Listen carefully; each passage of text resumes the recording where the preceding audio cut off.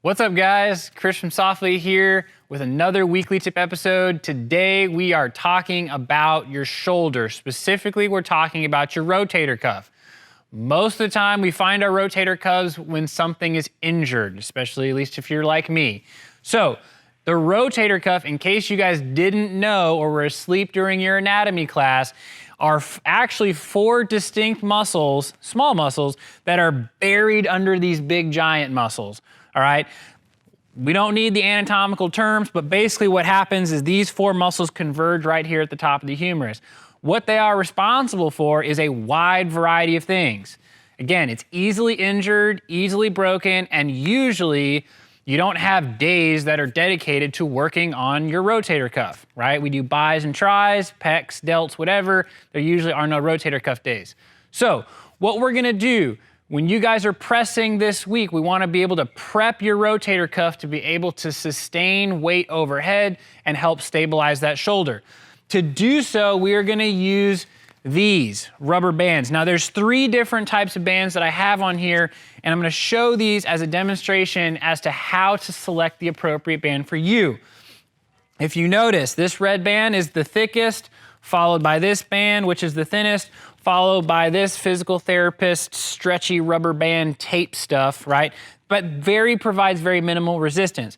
When targeting the rotator cuff, what you want to focus on is just the rotator cuff and not feeling like you have to overcompensate with your entire body to move the band. So when you're prepping and doing these preparatory exercises, select the appropriate band length that allows you to do slow and controlled movements, not trying to get a one rep max band pull on these exercises. So we're gonna give you 4 exercises that are gonna help target your rotator cuff and get your shoulders nice and ready to press this week. First one is we're gonna be focusing on external rotation, so rotating away from midline. We have the band hooked onto a rig or a bar or any solid surface, and we're pinning that elbow in nice and close to the body and focusing just on external rotation. That's number 1.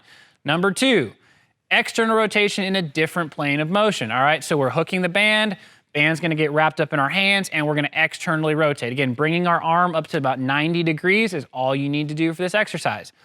Another responsibility of the rotator cuff has to do with internal rotation, or rotating the shoulder inward towards midline. All right, so with the band hooked around the pole, we're gonna bring our shoulder to an internally rotated position. The band's just gonna pull a little bit of tension. Again, focusing on just these tiny muscles. If you feel like your pec or your delt or your trap is getting too involved, you need to lighten the load of the band. All right guys, the 4th exercise, in case you don't have any bands in your gym, is gonna be a pronated swimming position on a bench. What we're gonna do is we're gonna take a change plate in our hand, and we are going to move from an internally rotated position, nice and slowly, to an externally rotated position. So we're making the rotator cuff work within a full range of motion.